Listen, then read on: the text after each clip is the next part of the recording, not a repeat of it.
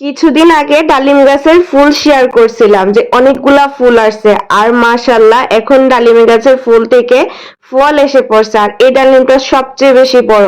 কিছুদিন পরে আমরা ডালিমগুলা পেড়ে খেতে পারবো। আর সবচেয়ে বেশি ভালো লাগছে একদিকে ডালিম বড় হচ্ছে আর অন্যদিকে আরো ফুল দিচ্ছে ডালিমের। আর আলহামদুলিল্লাহ আমরা অনেকগুলা ডালিম খেতে পারবো।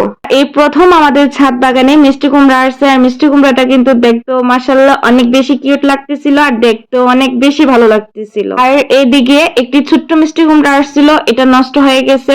আর এবারে বৃষ্টির পর কিন্তু ফসল অনেক বেশি ভালো হয়ে গেছে। পুদিনা পাতার একটি গাছ এনে লাগানো হয়েছিল আর একটি গাছ থেকে মাশাআল্লাহ অনেকগুলা পুদিনা পাতা হয়ে গেছে। আমাদেরকে সবসময় করমচা নানা বাড়ি থেকে পাঠানো হয়তো আর আমরা ওই করমচা দিয়ে টক রান্না করে খেতাম।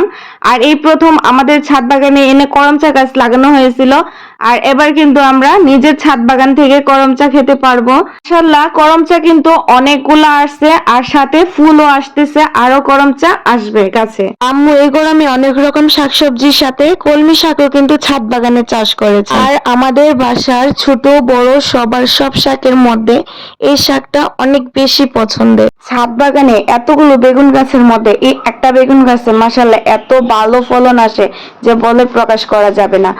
আর রমজান মাসে এই বেগুন গাছটা থেকে আমরা বেগুন এনে বেগুনি খেতে পারছি আর এখনো মাশাআল্লাহ এত ভালো বেগুনের ফলন হচ্ছে যে আমরা এই গাছ থেকে বেগুন খেয়ে কোলাতে পারবো না।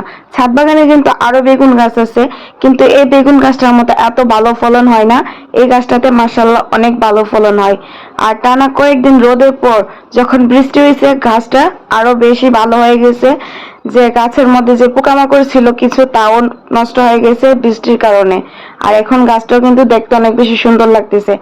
আর বেগুন একদিকে যেমন বড় হচ্ছে অন্যদিকে কিন্তু আবার বেগুনের ফুলও দিতেছে, ছোট ছোট বেগুনও আছে। মোট ছাদ বাগানে সবসময় আম্মু নিজের হাতের বানানো অর্গানিক সারই ব্যবহার করে, কোনো কিনা সার বাজার থেকে এনে আম্মু গাছে ব্যবহার করে না। শহরের জীবনে রাসায়নিক সার ও রাসায়নিক কীটনাশক মুক্ত সবুজ শাকসবজি পাওয়া যায় না বললেই চলে।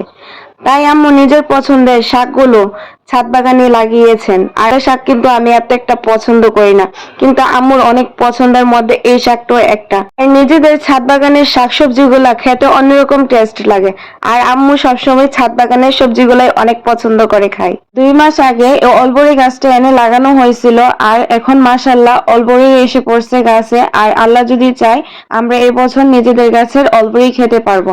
আর কে কোন নামে চিনেন ফলটাকে অবশ্যই কমেন্ট করে জানান। এই বছর আমরা নিজেদের ছাদ বাগান থেকে মাশাআল্লাহ অনেকগুলা বরবটি খেতে পারছি আর আমার কাছে মনে হয় ছাদ বাগানের সবগুলা শাকসবজির মতে বরবটির ফলন অনেক বেশি ভালো হয়। বরবটির গাছটা কিন্তু প্রথম যখন শীতকালে সেপ্টেম্বর মাসের দিকে হয় তখন ওই গাছের বীজ থেকে এই গাছটা আবার ফলানো হয়। ইনশাআল্লাহ ওই গাছটার মতো এই গাছটাতেও কিন্তু সমানভাবে অনেকগুলা বরবটি আসে।